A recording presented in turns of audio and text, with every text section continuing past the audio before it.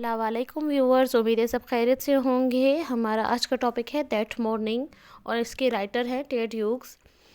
ये एक English modern poet है और ये यूके से ताल्लुक़ रखते हैं। इनका टाइम पीरियड 1930 टू 1998 है और इन्हें चिल्ड्रन पोइट भी कहा जाता है क्योंकि ये बच्चों के लिए लिखते हैं। और इन्हें एनिमल्स पोइट भी कहा जाता है बिकॉज ये जो सारे अपने कैरेक्टर हैं वो एनिमल्स ही चूज़ करते हैं और इनकी पोएम में ज़्यादातर कैरेक्टर हमें एनिमल्स ही मिलते हैं, तो मेनली इन्हें एनिमल्स कैरेक्टर भी कहा जाता है। दैट मॉर्निंग जो है वो 1984 में लिखी गई थी, तो पब्लिश हुई थी उनकी एक सोनेट का कलेक्शन द रिवर में 1983 में। मेजर थीम जो है इसका वो वायलेंस है। मेन कैरेक्टर इसके जो है वो साइमन फिश है एंड बियर है।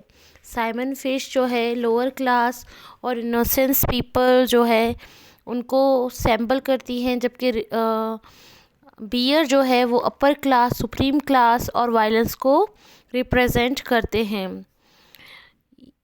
ये जो इनका टाइटल है ना दैट मॉर्निंग, ये ऑटोबायोग्राफिकल पोएम भी कहलाती है क्योंकि इसमें पोइट ने जो है अपने फ़िशिंग का एक्सपीरियंस शेयर किया है। तो चलते हैं समरी की तरफ। पहले स्टेंजा में पोइट डिस्क्राइब करते हैं कि एक मॉर्निंग वो खुद और उनके जो बेटे हैं निकोलियस, उसके साथ वो फ़िशिंग पर गए और फिर वहाँ उन्होंने जो विज़िट के दौरान जो उन्होंने एक्सपीरियंस किया, साइमन फिशेस को देखा। साइमन फिशेस कैसे एक क्यू में, एक लाइन में, कतार में वहाँ तैर रही थी और उसके बाद उन्होंने जो एक्सपीरियंस किया जब लाइट उन पर रिफ़्लेक्ट होती है साइमन फिशेस पे, तो वो साइमन फिशेस कैसे चमकती हैं। उन्हें ऐसा महसूस हुआ जैसे वो खलाई मखलूक है और उड़ रही है, उसके साथ साथ ये दोनों भी उड़ रहे हैं।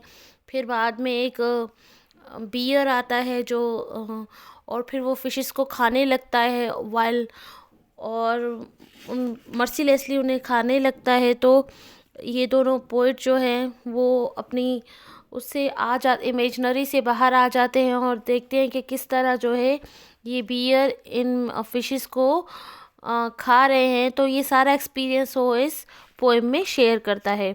तो स्टार्ट करते हैं summary. In first stanza poet describes that one morning he went with his son for fishing and where salmon fishes were so calm and slaying.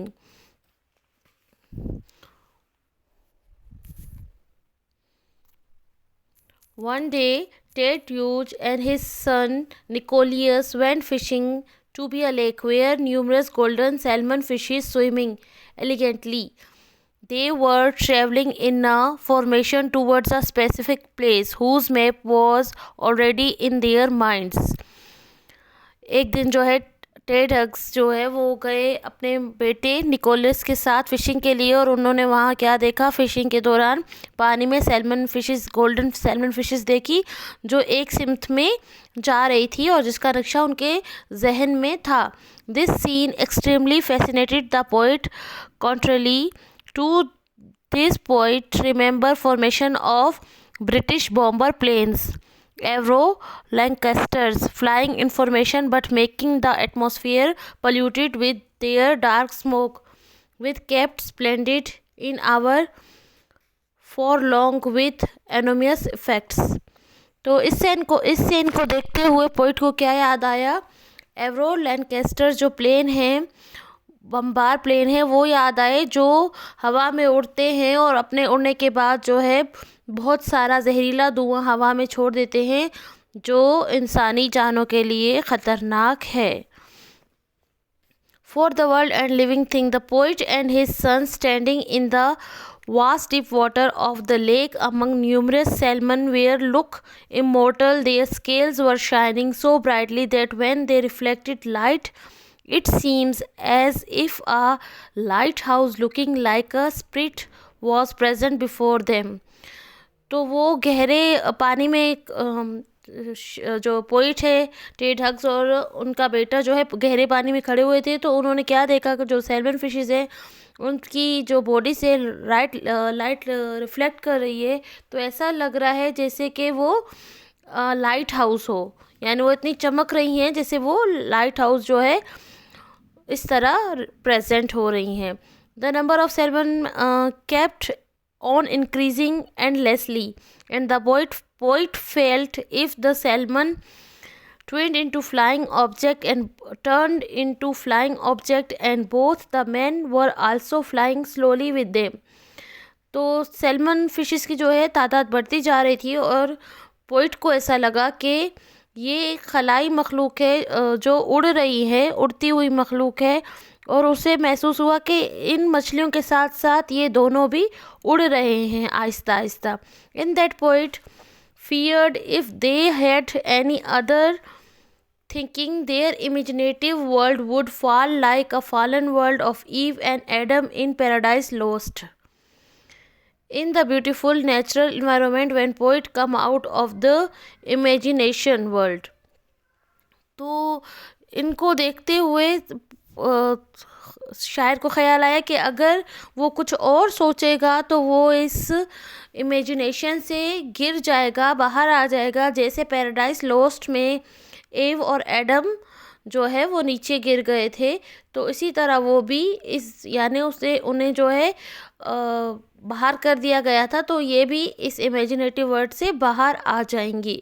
अगर कोई ख्याल पोइट के दिमाग में और कुछ आ गया तो वो इस जो है ख्यालों की बहुत ही खूबसूरत दुनिया से बाहर आ जाएगा।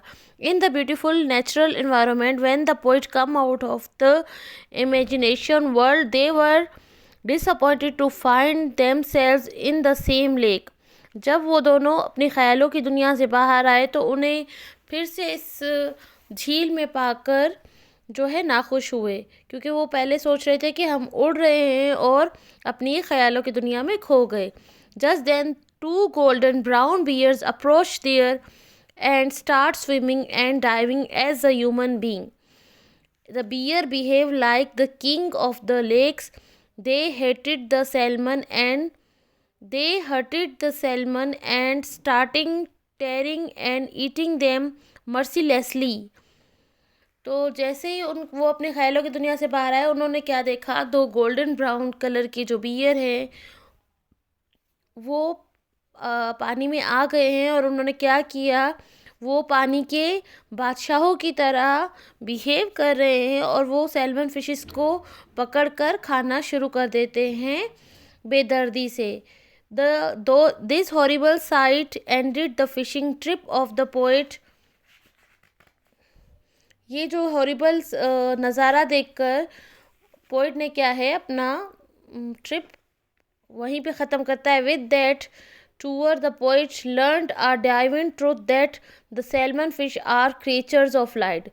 और इससे वो पोइट क्या नतीजा अखज़ करता है कि जो सैल्मन फिशेज़ हैं वो लाइट का जो है क्रिएचर है। Salmon fishes are creature of light. तो ये थी समरी, होपफुली आपको समझ आई होगी। और इस पोइम का जो थीम है वो है वायलेंस, कि किस तरह लोअर क्लास के लोगों पर जो अपर क्लास है, सुप्रीम क्लास है, वो किस तरह उन पे जो है हुकूमत करती है और फिर किस तरह उनको वायलेंस का शिकार बनाती है।